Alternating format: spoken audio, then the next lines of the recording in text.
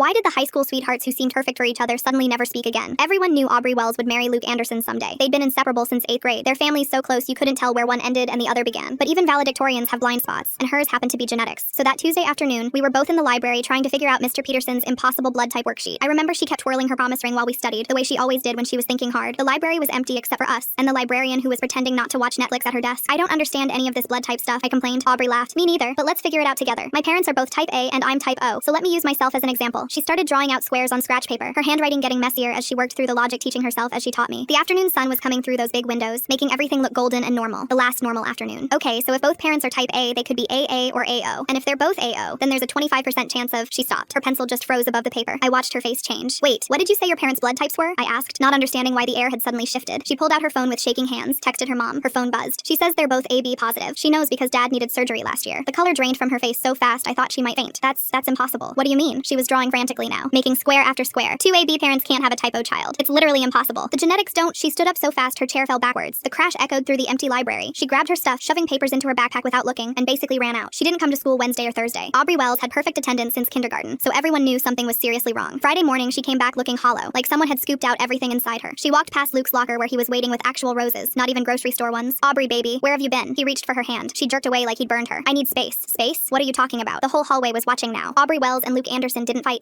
I need to figure some things out, please. By Monday, she'd blocked him on everything. 3 years of photos gone in a weekend. She stopped tutoring, stopped eating in the cafeteria, stopped existing in all the spaces where she used to shine. Maybe she found out she's adopted, someone said at lunch. Remember the blood type thing? It made sense. Finding out your whole life is a lie at 18 would wreck anyone. Weeks crawled by. Aubrey became a ghost haunting our school. Arriving late, leaving early. The Wells and Andersons, who usually did Sunday dinners together, suddenly stopped. Their cars no longer parked next to each other at school events. Luke tried everything. Flowers in her locker until administration made him stop. Sitting outside her house until neighbors complained. He even got his mom to call her mom. And Miss Ed Anderson came back from that phone call looking terrified. Just give her time, she told Luke. But her voice was brittle and scared. 2 months passed, prom was coming up, and everyone knew they'd booked their room months ago. Instead, Aubrey broke up with him through Ashley. Tell him it's over. Tell him it's not his fault, but it can never work. The real story came out through Luke's cousin, who overheard a massive family fight. After discovering she was adopted, Aubrey had spent weeks searching for her biological parents' DNA tests, ancestry sites, unsealed adoption records. Her parents finally gave her a name, Maria Moretti. Maria Moretti was a ghost online. No social media, nothing after 2007. Aubrey found one photo in a 2006 yearbook. The resemblance was terrifying. When she showed her parents, her mom broke down crying. Where is she? She goes by Maria Hendricks now, Portland. But then Aubrey found the full adoption papers. Maria Angela Moretti. Next of kin, sister, Patricia Moretti, Luke's mom. Aubrey spent 2 weeks confirming what she desperately hoped wasn't true. Maria was Luke's aunt, his mom's younger sister who'd gotten pregnant at 17. The family covered it up, gave the baby to the sister's best friend to raise. They'd all stayed close, raised their kids together, watched Aubrey and Luke fall in love at 14 and said absolutely nothing. Word started getting around by May, and it turned out they were first cousins. The families had known the whole time. I didn't see either of them after that. They moved to different places, disappeared from our lives completely. Then I ran into Luke during winter break, still wearing the promise ring on a chain around his neck. Why? I asked. Because for 4 years it was real. Even if it was wrong, it was real.